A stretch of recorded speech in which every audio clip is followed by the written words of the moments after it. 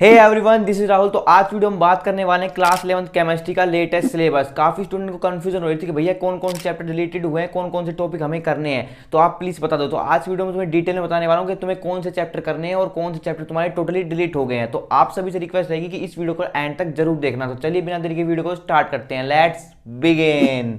सबसे पहले मैं तुम्हें बता दूं, जो तुम्हारा केमिस्ट्री का सिलेबस है ना, वो तुम्हारा सबसे कम सिलेबस है बाकी अदर कंपैरिजन के सब्जेक्ट में। यानी कि अगर तुम क्लास 11 साइंस ले चुके हो तो तुम्हें केमिस्ट्री में ही सबसे कम चैप्टर पढ़ने हैं। अब कौन कौन से पढ़ने हैं वो सुनो ध्यान से। पहला चैप्टर जो तुम्हें पढ़ना है वो है भाई तुम्हारा some basic concept of chemistry. Number 1 chapter है। तुमने अगर नई बुक नहीं ली है तब भी तुम्हारे कोई प्रॉब्लम नहीं है, मोस्टली बच्चों के पास नई बुक नहीं है। और कुछ बच्चे मार्केट में से नई बुक लेके आ जाए हैं, उनमें से पुराने चैप्टर वही हैं जो ले भाई लेटेस्ट एडिशन अभी नहीं आएगा, वो तुम्हारा जुलाई के एंड तक ही आएगा। तो तुमने पुरानी बुक ले ली तो कोई प्रॉब्लम नहीं है, उसमें भी टिक कर सकते हो आप। तो पहला चैप्टर जो तुम्हें पढ़ना है वो है some basic concept of chemistry. इसकी जो वेटेज है वो 7 मार्क्स की है। सीबीएसई ने अपनी वेटेज भी बता रखी है किस चैप्टर में से कितनी वेटेज का पूछा जाएगा। तो some basic concept of chemistry chapter number 1 है, उसकी वेटेज 7 मार्क्स की है। नेक्स्ट चैप्टर है आपका स्ट्रक्चर ऑफ एटम। ये काफी इंपॉर्टेंट चैप्टर है, इसकी जो वेटेज है 9 मार्क्स की वेटेज है आपकी। इसके बाद आपको पढ़ना है third chapter classification of element and periodicity in properties. इसकी जो वेटेज है वो 6 मार्क्स की वेटेज है। नेक्स्ट चैप्टर है आपका चैप्टर नंबर 4। अगर आप कंपटीशन की तैयारी कर रहे हैं तो भाई मैं आपसे कहूंगा इस चैप्टर को अच्छे से पढ़ना। Chemical bonding and molecular structure, ये काफी इंपॉर्टेंट चैप्टर है, इसकी वेटेज है 7 मार्क्स की। यहाँ पर आपकी वेटेज कम है लेकिन कॉम्पिटिशन में इससे हर साल सवाल आते ही आते हैं। नेक्स्ट चैप्टर है आपका फिफ्थ केमिकल थर्मोडायनामिक्स। अगर आपके पास पुरानी बुक है तो उसमें आपका फिफ्थ चैप्टर होगा states of matter.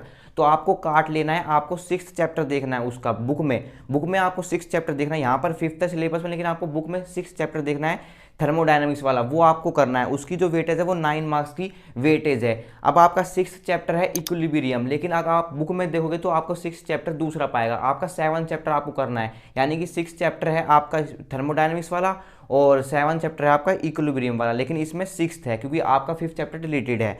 Next chapter है आपका रिडॉक्स रिएक्शन। रिडॉक्स रिएक्शन है आपका 4 मार्क्स का आ रहा है, तो 4 मार्क्स का आपका पूछा जाएगा। ये आपकी वॉल्यूम सेकंड वॉल्यूम है ना, 2 बुक है केमिस्ट्री की, तो सेकंड वॉल्यूम में आपको टिक मार लेना है। नेक्स्ट चैप्टर है आपका चैप्टर नंबर 8, उसमें आपकी ऑर्गेनिक केमिस्ट्री है। ऑर्गेनिक केमिस्ट्री का कौन सा चैप्टर है? चैप्टर नंबर 12 है और चैप्टर नंबर 13 है, यानी हाइड्रोकार्बन वाला जो चैप्टर है ना वो आपका 13 चैप्टर है और ऑर्गेनिक केमिस्ट्री वाला 12 चैप्टर है।